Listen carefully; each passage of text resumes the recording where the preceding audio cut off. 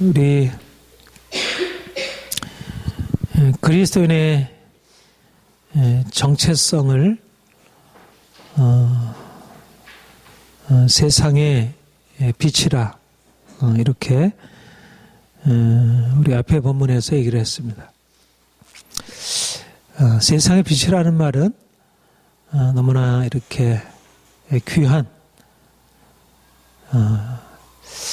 참 주님의 말씀이 다 귀하지만 이렇게 어떻게 우리를 세상의 빛이라고까지 그렇게 하실까? 이거는 우리가 우리 자신에 대해서 내가 세상의 빛이라니 사실 그렇게 붙들기가 쉽지 않은 우리 자신의 모습을 보면 세상의 빛은 고사하고 우리 자신의 삶에 대해서도 빛을 지니지 못한 그런 우리인데 주님이 너희는 세상의 빛이라. 사실 우리가 주님께 나아가면서 또 하나님 말씀 들으면서 우리에게 주어지는 정말 귀한 은혜는 우리가 누구인지에 대해서 우리의 아이덴티티, 우리의 정체성에 대해서 새로 인식하게 되는 것입니다. 우리가 주님 앞에 서면 우리가 죄인이라는 사실도 깨닫게 되고 또 굉장히 중요하지만 그러나 그보다 더 중요한 자기에 대한 깨달음은 하나님이 나를 다른 존재로 부르셨구나. 나를 어둠이라 너는 죄인이다 이렇게 칭하시지만 않으시고 너는 세상의 빛이다 라는 새로운 정체성, 새로운 이름을 부여하신 것입니다. 우리 그 김춘수 시인의 그 꽃이라는 유명한 시가 있죠. 내가 너의 이름을 불러주기 전에는 하나의 몸짓에 불과했지만 내가 내 이름을 불러주었을 때 너는 나에게 다가와 꽃이 되었다. 꽃이라는 이름을 불러줌으로 꽃이 비로소 온전하게 된다는 주님이 우리를 꽃이라 세상의 빛이라 이렇게 불러주신다는 것은 우리 인생에 대한 새로운 관점을 열어주는 것이고 우리가 앞으로 어떻게 살아야 할지를 보여주는 것입니다. 내가 나를 알고 있고 또 다른 사람이 나를 알고 있는 것 같지만 그러나 진정으로 우리가 누구인지를 아는 것은 우리 주님이 우리에게 말씀하시는 것을 들을 때 비로소 알 수 있습니다. 이 산상수훈의 모든 말씀들이 다 귀하지만 너는 세상의 빛이라. 우리의 정체성을 이렇게 전혀 우리가 생각할 수 없는 또 우리가 그 말을 듣고 나서도 과연 이 말이 나에게 적당할지 이거는 내게 적당하지 않아. 그렇게 우리에게 말씀하시는 그 음성을 우리가 여기서 들을 수 있다는 것 이것은 너무 귀한 일입니다. 우리가 오늘날의 세상을 바라보면 어떻습니까? 우리가 지난 주에도 보았지만 우리가 살고 있는 세상 과학기술 문명이 발달해서 어떻게 보면 삶이 너무 풍요해지고 정말 역사 이래의 이와 같은 날들을 경험하지 못한 그리고 앞으로 이제 더 발달하게 되면 더 발전하게 되면 상상할 수 없는 일들이 그야말로 우리의 삶에 마치 유토피아가 이루어지는 것이냐 그런 삶으로 나아갈 수 있는 그런 가능성을 우리가 이러저러한 방식으로 경험하고 있습니다.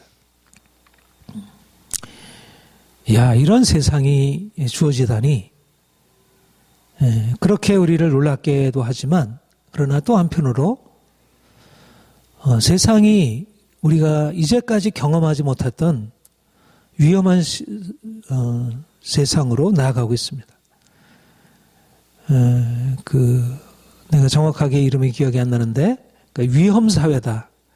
우리 얼마 전에 있었던 그 세월호 참사, 이것이 말하자면 하나의 우연적인 것이 아니고 전 세계가 위험 사회가 되고 있다는 것. 요즘 그 IS 그 테러로 인해서 전 세계가 그 테러의 공포 가운데 들어가게 되는 것을 보게 되고요. 결국 이 시대가 너무 살기가 좋아지고 있지만, 그러나 그것 이상으로 이전에 경험하지 못했던 뭐 핵, 테러, 전혀 생각하지 못했던 그런 두려움이 우리를 뒤덮고 있음을 보게 됩니다. 근데 사실 이렇게 드러난 두려움보다 더 심각한 것은 이 도덕적으로 세상이 완전히 무너져 내리는 것입니다. 더 이상 이전에는 사람들이 가지고 있었던 양심, 도덕성, 이제는 전혀 의미를 갖추지 못한, 보통 오늘날 그렇게 얘기를 하는데, 포스트 모던 사회가 되면서 도덕이라고 하는 것은 하나의 사적인 영역으로 이제 옮겨져 버리고, 더 이상 도덕이라는 것은 우리의 삶에 중요한 의미를 가지고 있지 못하다는 것입니다. 근데 이것은 단지 하나의 시대의 변화의 한 그냥 모습이 아니라, 말하자면 우리의 삶의 근본 토대가 무너지는 것입니다. 말하자면 우리의 마음이 어떠하냐가 결국 우리의 삶을 만들어 가는데, 우리의 마음 안에 도덕이라는 것이 이제 사라짐으로 인해서 점점 삶이 우리의 삶을 붙들어줄 수 있는 모든 토대가 무너지고 있다는 것. 그래서 사람들이 행복을 추구하고 물질적인 풍요를 추구하지만, 그러나 그것을 위해서 온갖 악을 행하고 또 그런 악에 대해서 이렇게 방관하고 받아들이고 있고. 근데 문제는 결국 이러한 악한 세상 가운데 주님이 우리를 세상의 빛이라 칭하신 것은 결국 그 세상 안에서 뭔가 다른 삶을 보여주고 세상을 그 어둠에서 건져내는 그런 사명을 감당하라는 것인데, 교회가 이 사명을 잃어버리고 있다는 것입니다. 세상과 똑같아지고 있고, 세상의 빛이라고 하는 그 사실이 전혀 교회는 의미 없는 것으로 되고 있다는 것. 근본적으로 이 세상이 위기로 치닫고 있는데, 그런 위기로 치닫고 있는 그런 현실에 대해서 근본적인 어떤 의식을 가지고 있지 못하다는 것, 사실 심각한 위기가 아닐 수 없습니다. 하나님이 우리에게 주신 그 정체성이 세상의 빛이라는 놀라운 것이라고 하면, 우리가 세상을 향해서 빛을 비추지 못할 뿐만 아니라 자신이 그러한 사실에 대해서도 심각하게 근심하지 않는다는 것은 이제 교회, 하나님의 교회를 세우신 목적을 잃어버린 것이고, 이것은 큰 문제가 아닐 수 없습니다. 주님이 너희는 세상의 빛이라 말씀하신 이후에 바로 오늘 읽은 이 본문, 내가 율법이나 선지자를 폐하러 온 줄로 생각하지 말라. 폐하러 온 것이 아니라 완전하게 하려 함이라. 주님이 율법에 대해서 말씀하셨습니다. 세상의 빛이 된다는 것은 무엇인가? 그것은 바로 우리가 하나님의 우리에게 주신 이 빛, 율법의 말씀을 우리가 배우고 그 말씀을 가지고 세상을 향해서 다른 삶의 가능성을 나타내는 것을 말합니다. 오늘은 우리가 주님이 내가 온 것은 율법을 폐하러 온 것이 아니라 율법을 완전하게 하려 왔다. 그리고 너희가 율법을 따라 행함으로 너희의 의가 율법을 가르치는 당시의 율법의 교사 서기관과 바리새인보다 더 낫지 아니하다면 천국에 들어갈 수 없다. 말하자면 우리 그리스도를 따르는 그리스도의 제자들은 당시에 율법을 가르치지만 그러나 실제적으로 율법을 온전하게 행하지 못하고 있는 서기관과 바리새인들보다 더 나은 의의를 가지고 그들이 뭔가 전혀 다른 삶을 보여주므로 그 빛을 나타내어야 한다는 것입니다. 그래서 오늘 바리새인보다 나은 의의, 우리가 세상의 어떠한 사람들보다 더 나은 삶을 나타내 보여줘야 한다는 것을 함께 나누기를 원합니다. 우리는 우리의 이제 신앙은 이제 개신교회이고 또 장로교회입니다. 개신교회 장로, 개신교회는 루터의 종교개혁으로부터 시작이 되었고 또 루터의 종교개혁 이후에 바로 칼빈과 같은 이 개혁파 신앙인들, 목회자들, 신학자들이 일어났는데 이 장로교회는 칼빈을 비롯한 개혁파 신앙, 장로교 신앙에 근거해서 이제 말씀을 배우고 이제 그렇게 이제 우리 하나님을 알아가고 섬기고 있습니다. 루터가 종교개혁을 일으킬 때 종교개혁의 핵심적인 이유, 그것은 바로 이전에 중세 카톨릭, 그들이 하나님을 섬기지만 성경이 말씀하고 있는 그 복음 진리에서 온전하게 서사행하기보다 그것을 인간적인 철학과 이렇게 결합시킴으로 복음 진리를 많이 왜곡시키고 오염시켰다는 것입니다. 여러분들도 이제 이미 어느 정도 알고 있지만 종교개혁이 일어난 가장 중요한 이유가 결국 구원에 관한 가르침, 카톨릭이 말하는 구원에 관한 가르침, 인간이 우리 하나님 앞에서 의롭다 구원을 받는 것은 단지 믿음뿐이 아니라 믿음을 행위로 나타내는 행위, 그것이 구원에 이르는 핵심적인 길이다. 말하자면 행함과 믿음에 근거한 행함이 공로가 되어서 우리가 영성에 이를 수가 있다. 이것이 바로 이제 루터 당시에 가르쳐지고 있었던 그런 공적주의 캐톨릭의 구원에 관한 가르침이었습니다. 루터가 이제 그 카톨릭 사제로서 신부로서 그가 열심히 그 카톨릭의 가르침에 따라서 어떻게든지 자기의 삶을 그렇게 온전하게 깨끗하게 조금 더 흠이 없이 하려고 고행을 하고 또 로마의 그 바티칸 성당의 계단을 무릎으로 오르면서 아주 작은 죄까지도 참여하면서 자기를 성결케 하려고 했습니다.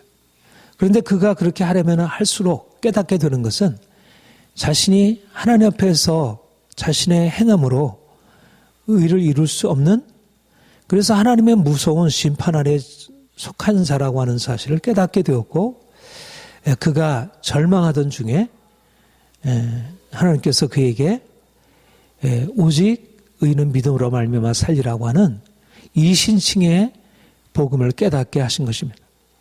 그래서 그가 그동안에 그가 따라왔던 로마 캐톨릭의 가르침을 버리고 이것이 성경에서 어긋난 잘못된 가르침이라는 사실을 이제 이렇게 주장하게 되면서 로마 캐톨릭으로부터 파문을 당하고 또 그때부터 이제 루터의 가르침을 따르는 많은 이제 그런 목회자들, 신학자들이 일어나게 되고, 그러니까 우리도 이제 그와 같은 신앙의 노선에 있게 되었습니다.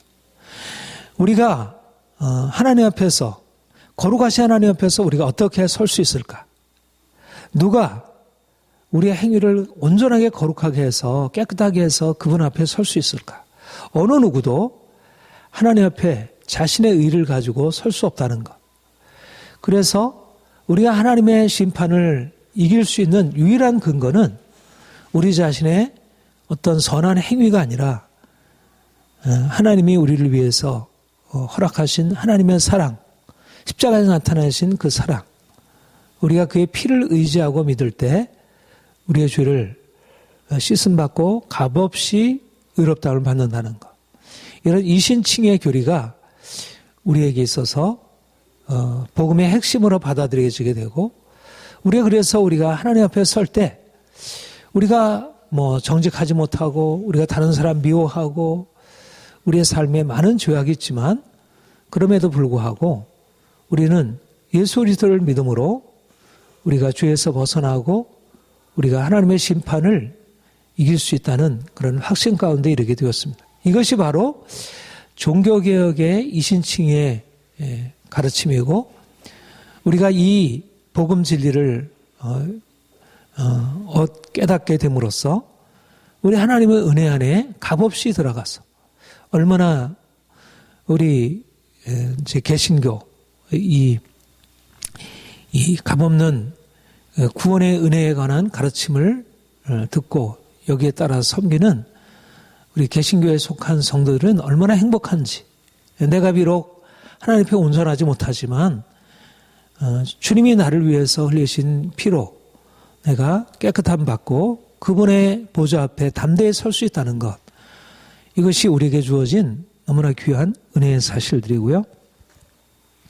그래서 우리는 내가 비록 실패하고 또 넘어지고 그래도 주님이 나를 값없이 용서하신다는 그것에 근거해서 두려움 없이 하나님 앞에 설 수 있게 된 것입니다.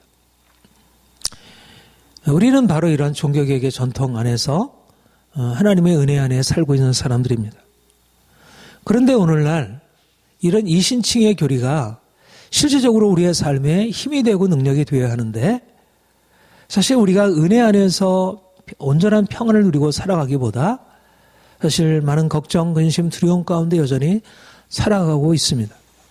왜 그럴까? 우리가 하나님의 은혜를 받아서 이제 그 사랑 안에 살고 있는데 왜 우리가 하나님의 은혜를 자꾸 잊어버리게 되고 걱정, 근심, 두려움 가운데 살아가게 되었을까? 여기에 이제 중요한 이유가 하나가 있는데, 그것은 바로 우리가 오직 믿음으로 의롭다함을 받고 우리의 행함으로 하나님 앞에 서는 것이 아니라고 하는 이런 이신칭의 교리를 잘못 오해해서, 말하자면 우리가 믿음으로 용서받는 것이기 때문에 우리의 행함이라고 하는 것은 구원과 전혀 상관없고, 그래서 우리가 아무리 잘못해도 그것은 우리의 하나님 앞에 서는 데 있어서는 그것은 상관없는 것이야. 이러면서 우리가 믿는 사람으로서, 이제 값없이 구원을 받은 사람으로서 이제 우리의 선행, 우리의 착한 행실은 마치 아무 상관없는 것이냐. 이렇게 해서 그 값없는 구원의 교리 때문에 우리가 선한 행위를 위해서 열심히 추구하고 살아가지를 않고 오히려 그것을 오히려 그냥 무시하고, 또 내가 잘못하고 그렇게 살아가면서도 하나님의 은혜로 구원을 받았는데 천국에 이미 들어가게 돼 있는 건데 이거야 그렇게 크게 중요한 일인가. 말하자면 이걸 꼭 의식적으로 그렇게 생각하지는 않아도 알지 못하는 사이에 우리의 행위가 그렇게 중요하지 않은 것이냐, 그렇게 여겨지게 된 것입니다. 오늘날 사실 개신교에 속해 있는 많은 그리스도인들이, 목회자까지 포함해서 사실 오직 믿음으로 의롭다함을 받는다는 이 구원의 진리에 대해서는 굉장히 강한 확신과 또 아주 강한 그런 신념을 가지고 있습니다. 그런데 상대적으로 우리의 행위는 구원에 이르는 길이 아니라는 생각이 알게 모르게 하나님 말씀에 따라서 순종하고 거룩하게 살아야 할 그런 동기를 빼앗고, 그래서 적당하게 살아도, 내가 거짓말해도, 내가 다른 사람에게 잘못해도 별로 그것이 중요하지 않은 것이냐, 이렇게 자기 스스로를 정당화할 수 있는 논리로 이게 바뀌어진 것입니다. 그러니까 하나님의 은혜의 복음이 우리를 또 은혜 안에서 더 주님 앞에서 바른 삶으로 이끌어간 게 아니고, 오히려 그 은혜의 복음이 우리를 하나님 앞에 나아가는 길을 오히려 막고 거꾸로 하나님의 길을 거슬러서 가는 그런 것으로 이렇게 바뀌어지게 되었다는 것. 그런데 사실상 종교개혁자들은 이미 이 이신칭의 복음을 얘기할 때부터 그런 위험성을 알았습니다. 오직 믿음으로 의롭다함을 받는다는 교리에 대해서 잘못 오해하면 안 된다. 그리고 카톨릭이 그렇게 공격을 했어요. 행위를 부정하기 때문에 사람들을 죄로 빠뜨리는 교리를 퍼뜨리고 있다. 그러나 루터나 칼빈은 아주 분명하게 강조하기를 우리가 믿음으로 의롭다함을 받는다는 것은 결코 행위를 폐기하는 것이 아니고 오히려 믿음으로 의롭다함을 받기 때문에 오직 믿음으로 더 온전한 삶을 지향하는 것이다. 왜 우리가 믿음으로 의롭다함을 받을 수밖에 없느냐? 우리가 행위가 중요하지 않다는 게 아니고 행위가 너무 중요한데 그런데 아무리 우리가 선한 행위를 해도 그분이 가지고 있는 그 완벽한 표준에 우리가 이룰 수 없다는 것입니다. 그러니까는 루터나 칼빈이 너희의 행위로 하나님 앞에 설 수 없다는 것은 우리의 기준을 낮추는 것이 아니고 오히려 이전에는 자신의 기준을 가지고 내가 이 정도로 하나님 앞에 설 수 있지. 나는 이 정도로 도덕적인 삶을 살아가는데 하나님은 나를 인정해 주지 않았겠는가. 이렇게 생각할 수 있었는데 이제 루터나 칼빈, 특별히 칼빈의 경우에 하나님의 완전하심, 그 조금 더 흠이 없는 불꽃 같은 눈으로 살피시는 그분 앞에서 누가 그분의 의를, 자신의 의를 가지고 충족시킬 사람이 어디냐는 것입니다.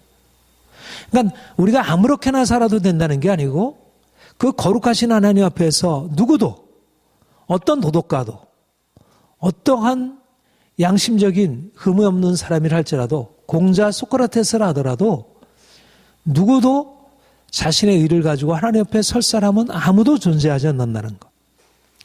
말하자면 우리가 하나님 앞에서 죄인이고 하나님의 오직 은혜만을 필요로 한다는 것은 도덕이 중요하지 않다는 것이 아니라 인간이 하나님의 의 앞에 서게 될 때 그분의 완전하심 앞에서 누구도 자기를 자랑할 수 없는, 그러니까 인간의 교만을 깨뜨리고 인간으로 하여금 철저히 하나님의 의를 힘입도록 의를 낮춘 것이 아니라 오히려 의를 높임으로 이제까지 자신의 의를 가지고 자랑하던 사람들이 자신의 의를 자랑하지 못하고 하나님 앞에 겸손하게 엎드리도록 그렇게 가르친 것입니다.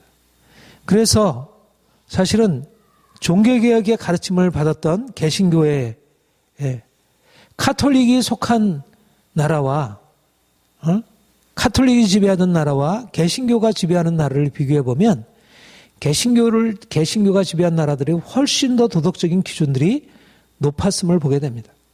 카톨릭은 사실상 선행을 강조했지만 그들이 가지고 있는 것은 인간이라는 것은 그렇게 높은 도덕성에 이를 수 없어. 그러나 칼빈과 같은 이 개혁파 신앙의 경우에는 하나님의 완전하신 것 같이 우리가 완전해야 한다는 이런 높은 표준을 가지고 사람들에게 가르치고 그런 삶을 요구했습니다. 그러니까 믿음으로 의롭다함을 받은 자들에게 주님께서 이제 말씀하는 것은 믿음에 따라서 거룩하게 흠없이 살아가는 것을, 이것이 바로 종교개혁자들의 가르침이었습니다. 바로 오늘 본문의 말씀이 바로 이러한 믿음으로 의롭다함을 받은 자들이 어떠한 삶을 살아갈지, 우리가 앞에 팔복의 말씀을 보면 심령이 가난한 자는 복이 있나니 천국이 저희 것이며 애통하는 자는 복이 있나니 저희가 위로를 받을 것이며, 바로 믿음을 말하는 것입니다. 우리가 심령이 가난한 자, 애통하는 자가 되는 것, 하나님 앞에 자기를 낮추고 사는 자를 말하는 것입니다. 그런데 심령이 가난하고 애통하는 자가 날마다 자기의 죄를 슬퍼하고 나는 왜 이렇게밖에 못 살까? 그냥 거기에 머무는 것이 아니라 이제 주님께서 주시는 은혜를 힘입어서 이제 좀 더 율법에 합당한 의에 주리고 목마른 사람이 되는 것이고, 내가 어떻게 하면 하나님 앞에서 완전한 삶을 살아갈까? 시편 15편의 말씀대로 여호와의 성산에 오를 자 누구인가? 마음이 정결하고 깨끗하고 두 마음을 품지 않는 자. 말하자면 구약의 율법에서 또 시편에서 선지서에서 역사서에서 가르치고 있는 말하자면 이 땅에 살아가는 동안 삶을 어떻게 살아야 할까? 이제 내가 하나님께서 나에게 말씀하신 율법의 말씀을 따라 사는 것이지. 주님이 이 땅에 오신 목적은 율법을 폐하고 이제는 내가 왔으니까 율법을 중요하지 않아. 믿음이 모든 것을 다 이루었기 때문에 나만 믿기만 하면 되고 율법은 더 이상 신경 쓸 것 없어.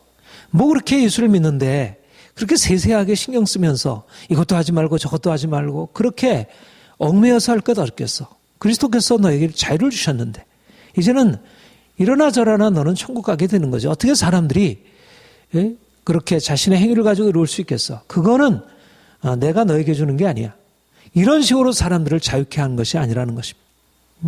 수고하고 무거운 짐진 자들아 다 내게로 오라 내가 너희를 쉬게 하리라 말씀하실 때 율법의 멍에에서 분명히 자유케 하지만 그 율법의 멍에라고 하는 것은 안식일의 멍에, 할례의 멍에 여러 가지 많은 다른 세세한 그런 유대교에 가지고 있는 많은 그 멍에로부터 자유케 하는 것이지 우리의 삶을 거룩하고 흠 없이 살기 위해서 하나님이 말씀하시는 율법의 그 거룩함과 의를 부정하고 내 마음과 내 욕심대로 살아가도록 하는 그러한 오늘날 포스트 모더니즘에서 말하는 그런 자유, 그런 멍에를 벗어버리는 자유가 아니라는 것입니다.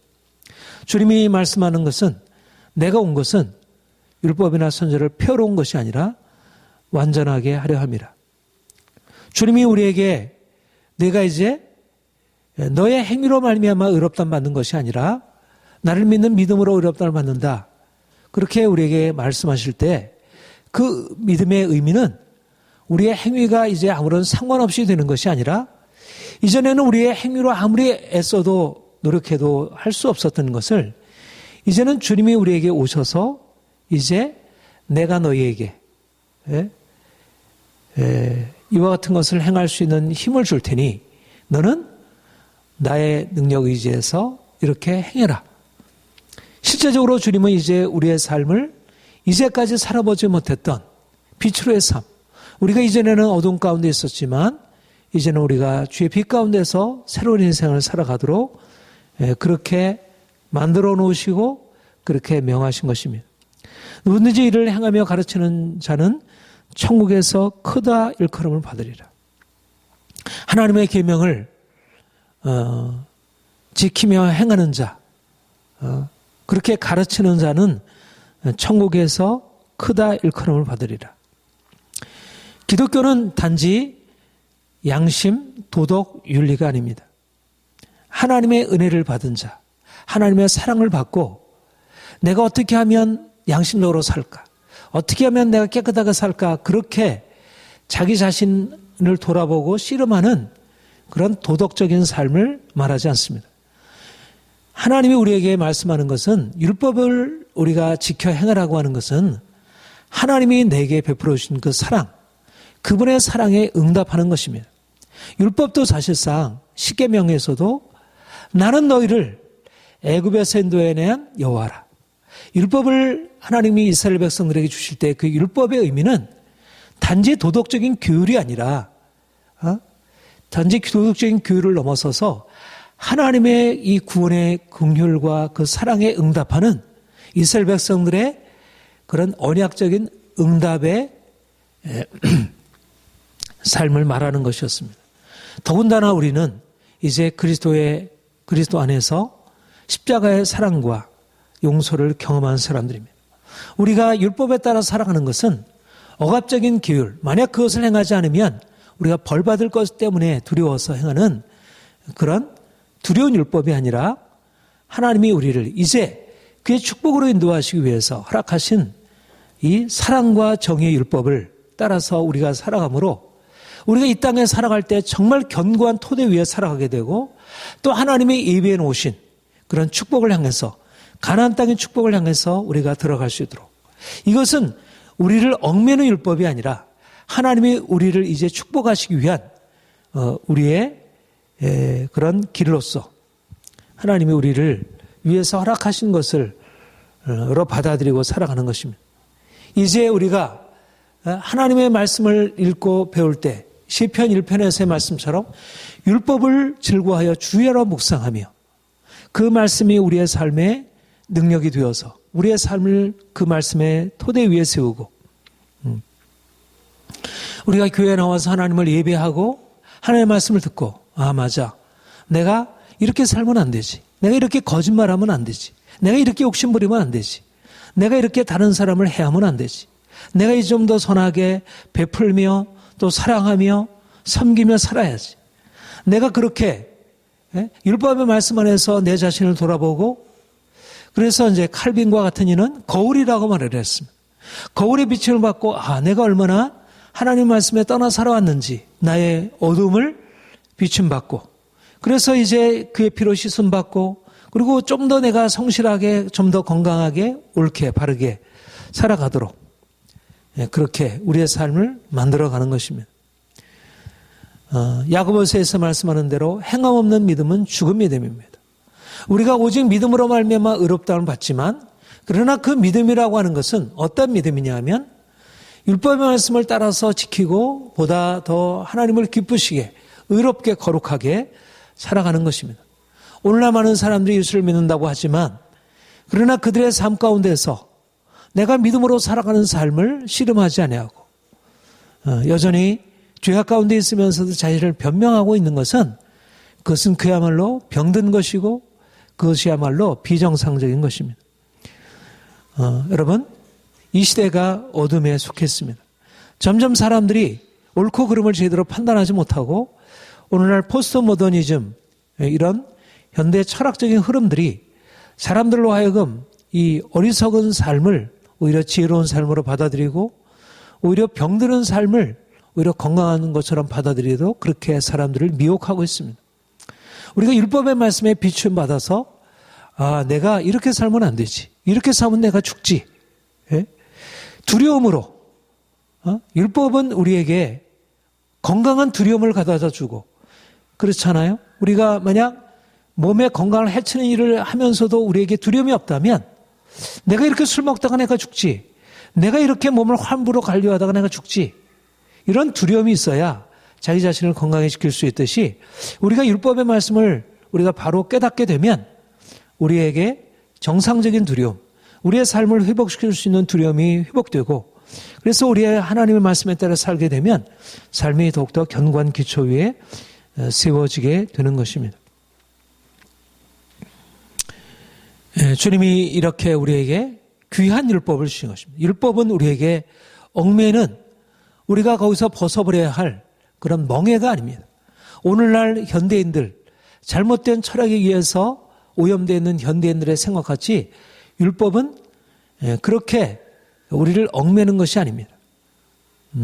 율법은 우리를 오히려 밝은 광명으로 인도하고 우리로 하여금 더 견고한 토대 위에 세우게 하고 그래서 세상 속에서 가장 탁월한 자가 되도록 말하자면 유대인들이 이 율법의 말씀에 따라서 자신의 삶을 세워감으로 세상에서 가장 탁월한 민족이 되었듯이 오늘날도 율법의 말씀을 붙드는 사람들이 결국 세상 속에서 진정한 성공적인 인생을 살아갈 수 있습니다. 오늘날 교회가 세상에서 어떻게 평가받고 있습니까? 우리가 세상 사람들처럼 돈이 많지 못하고 또 세상 사람들처럼 그렇게 이름이 화려하지 않은 것 이것은 크게 불명예라 할 수 없습니다. 사실 보다 근본적인 것은 우리가 도덕적으로 세상에 불신이 되고 비난의 대상이 되고 있다는 것입니다. 앞장서서 대형교회들이 재정적으로 이런 비리를 행하고 그리고 성적으로 세상에 질타가 되고 그리고 온갖 그런 잘못된 일들이 교회 안에서 허용이 되는 이런 일들이 얼마나 부끄러운 일인지. 하나님이 교회 안에 주신 것은 윤리도덕 수준이 아닙니다.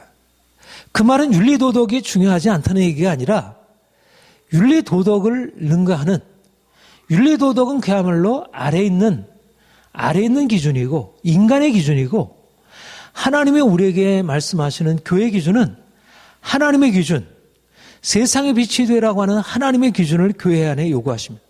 말하자면 세상은 윤리 도덕의 수준에서 평가를 받는다면 교회에 요구되는 것은 윤리 도덕 수준을 넘어서는 훨씬 더 높은 기준. 우리가 다음에 계속 보겠지만 세상에서는 뭐 다른 사람 빼앗지 않으면 되지만 우리는 다른 사람을 미워하기만 해도 우리가 마음에 품은 생각까지도 하나님 앞에서 평가를 받고 그런 것을 가지고 근심하고 씨름해야 하는 것. 이것이 바로 하나님의 교회 안에 요구되시는 세상의 빛. 그러니까 세상의 빛이라는 것입니다. 세상은 도덕 윤리의 기준을 가지고 평가하는데 교회는 도덕 윤리의 기준을 넘어서서 하나님의 그 완전한 표준을 가지고 살아가고 그 기준이 교회 안에서 이루어지기 때문에 세상이 교회를 바라보면 어떻게 저런 삶을 살아갈까? 사실 예수님의 삶을 바라보면 오늘날에도 사실 예수님이 2000년 전에 뿐인데 오늘날에도 예수님의 삶은 너무나 탁월한 포스트 모던적인 기준에서 보거나 모더니즘의 기준에서 보거나 이슬람의 기준에서 보거나 힌두교의 기준에서 보거나 탁월한 기준을 가지고 그렇게 사신 것입니다. 마찬가지로 오늘날 그리스도인들에게 요구되는 것은 바로 그렇게 천국의 기준, 이 땅의 기준이 아닌 천국의 기준으로 우리가 살아가도록 이제 우리의 정체성을 우리가 높은 정체성을 붙들어야 합니다. 우리는 세상의 사람들이 우리를 비난하지 않는 정도에 만족하는 것이 아니라 하나님과 비교. 얼마 전에 소천하신 오카노 목사님이 그렇게 말씀하셨다고 이제 제가 그 동영상에서 잠깐 본 적이 있는데 날마다 오카노 목사님은 자기 자신에 대해서 왜 나는 이렇게밖에 못 살까? 너무 이제 그렇게 얘기를 하니까 사모님이 왜 당신은 이렇게 날마다 자기 자신에 대해서 그렇게 비관적으로 부정적으로 얘기를 하냐고. 다른 사람에 비해서 당신이 얼마나 그렇게 온전하게 사시지 않느냐고. 사모님에게 그분이 하신 말씀이 내가 사람들과 비교할 사람이냐고. 하나님의 말씀 앞에서 나를 비춰보는데 내가 늘 부끄러운 모습인데 어떻게 이런 내 모습을 내가 인정할 수 있냐고. 사실 뭐 지금 사랑의 교회는 그 오카나 목사님의 그런 하나님 앞에서의 치열한 삶을 잃어버리고 이제 거꾸로 가고 있지만 그러나 그러한 그러니까 하나님 앞에 선 사람은 세상의 도덕적인 기준 속에서 자기를 평가하고 그 정도에서 만족하는 것이 아니라 내가 도덕적인 기준에서 아무런 흠이 없다 할지라도 하나님의 나를 보실 때 내가 이렇게 형편없다니 너무나 부끄럽고 또 자신의 죄만이 아니라 자신의 공동체, 이 땅의 죄악 이런 것까지도 함께 짊어지면서 그게 바로 사실 오카나 목사님 우리 앞서 가신 믿음의 귀한 선배 되시는 그분이 우리에게 남기신 유산이라 생각이 됩니다. 주님이 우리에게 말씀하시기를 내가 너에게 이르노니 너희가 서기관과 바리새인에게보다 낫지 못하면 결코 천국에 들어가지 못하리라. 네, 우리가 믿음으로 의롭다함을 받은 사람들입니다. 우리의 의를 가지고 하나님 앞에서 나는 의인입니다. 이렇게 누구도 인정받을 수 없습니다. 그래서 우리가 의를 가지고 하나님 앞에 설 생각은 하지도 못하고 그것은 오히려 어리석은.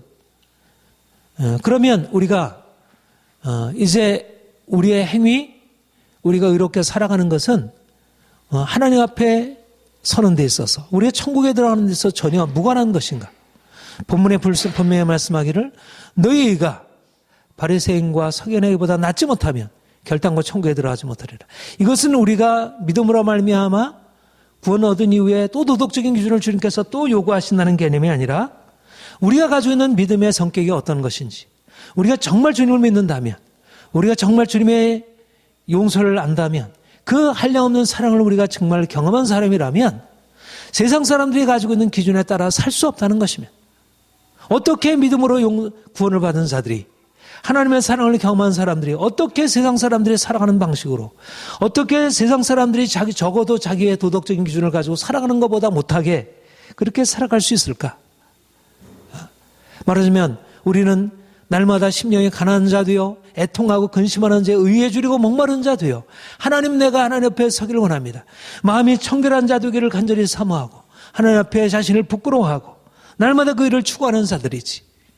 예. 그런 사람들이 어떻게 세상 사람들보다 못하게 살아갈 수 있을까? 우리의 출신이 그렇지 못하고 어려서 여러 가지 상처가 우리의 교육 환경이 온전하지 못해서 여전히 나에게 그런 남아있는 죄악들이 여전히 있고 그래서 늘 부끄러운 모습이지만 그러나 하나님의 은혜를 힘입고 살아가게 될 때 우리의 모든 부끄러움을 벗어버리고 더 정결하고 더 의로운 삶을 살아가게 되지. 그래서 우리가 처음에 예수를 믿었을 때보다 하나님이 내가 이 정도 믿었으니까 이제는 나는 내 의를 가지고 주님 앞에 설 수 있어요. 이렇게 말할 수는 없지만 그러나 적어도 우리 자신이 보아도 또 주변 사람들이 볼 때 야, 정말 많이 변화되었구나. 어떻게 당신의 삶에서 이런 변화가 일어났습니까? 바로 하나님이 내게 행하신 일이고 내가 하나님의 말씀에 따라가기 위해서 이렇게 치열하게 노력을 했으면 이것은 나를 자랑하는 것이 아니라 이제 하나님 앞에서 날마다 추구하는 삶이라는 것입니다.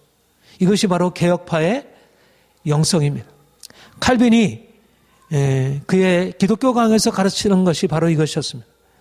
구원의 확신에 대해서 누구보다도 강조했던 한 번 얻은 구원은 결코 폐기할 수 없다고 하는 그 구원의 확신을 강조한 칼빈이지만 그러나 평생 동안 그야말로 자신의 삶을 하나님 앞에 의롭게 하기 위해서 날마다 자신의 죄인됨을 하나님 앞에 드러내고 씨름하는 것이며 자신의 삶에 대해서 정말 피 흘리기까지 씨름하는 삶, 이것이 바로 개혁파의 영성이었습니다.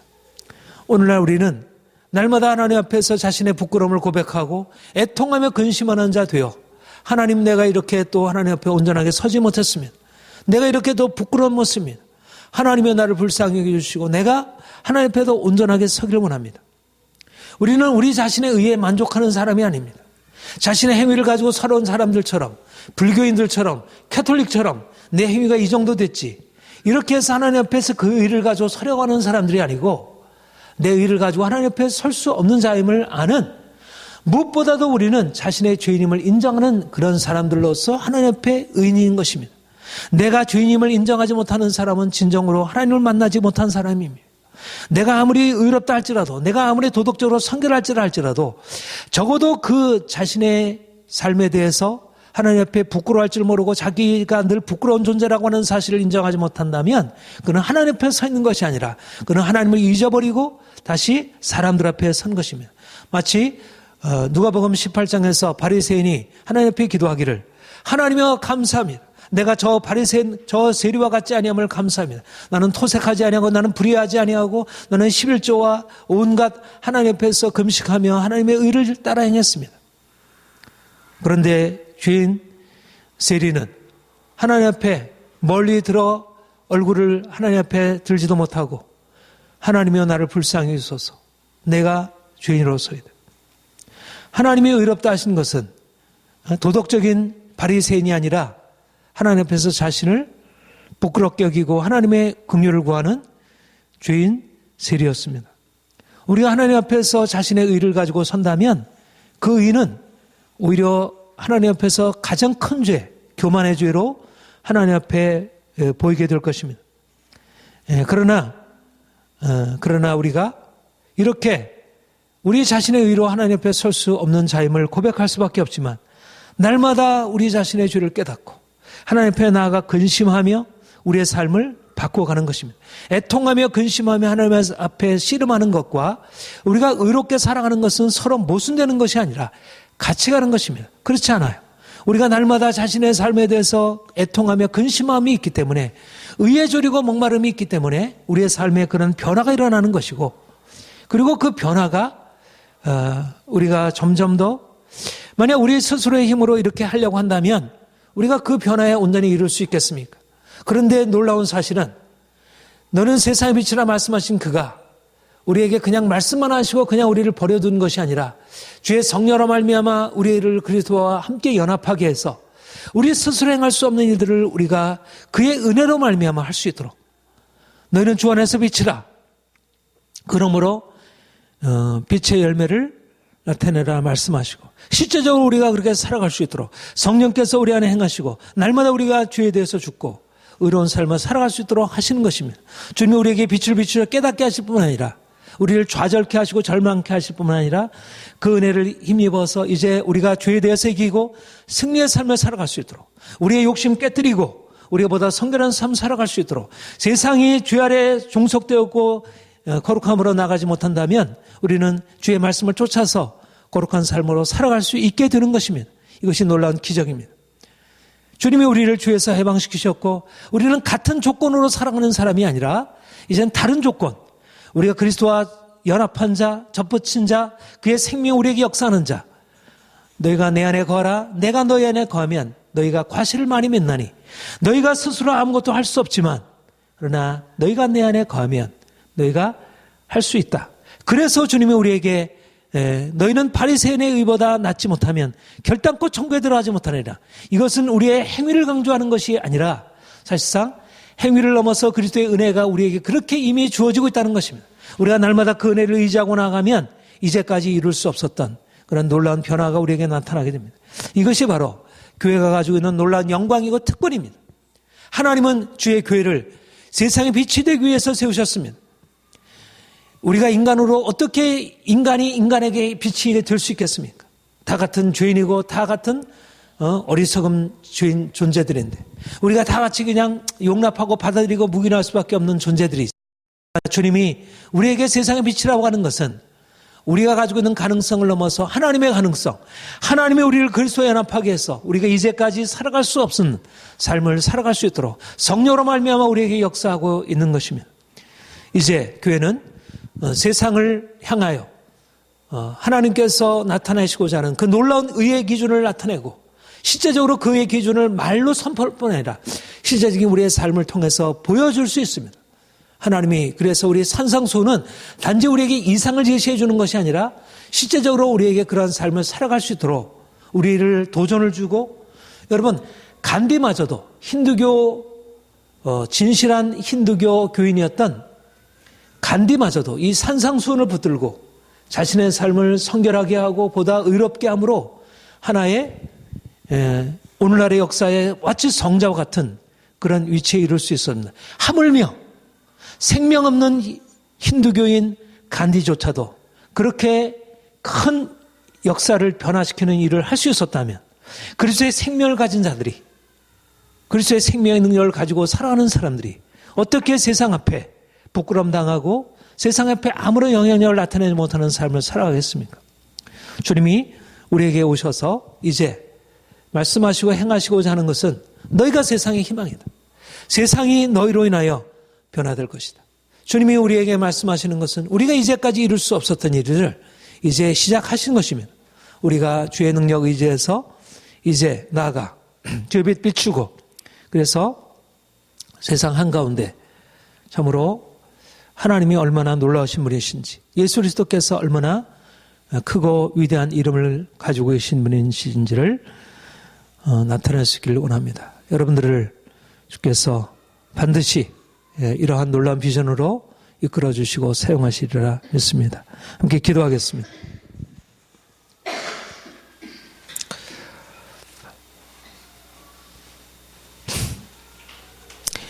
너희가 서기관과 바리새인의 이보다 낫지 못하면 결코 천국에 들어가지 못하리라. 주님이 우리를 세상의 빛으로 세우시고 실질적으로 세상을 향하여 주의 빛을 비추도록 말씀하시고 있습니다. 이제 더 온전하게 우리가 주님의 의로 변화될 수 있도록 이러한 소망을 품고 우리가 기도하기를 소망합니다. 하나님, 내 안에 세를 시작하신 주께서 이제 내가 더 온전하게 율법을 지켜 행하는 자 되게 하시고 그래서 세상의 어떤 사람들보다 도덕적으로 윤리적으로 흠이 없는 자,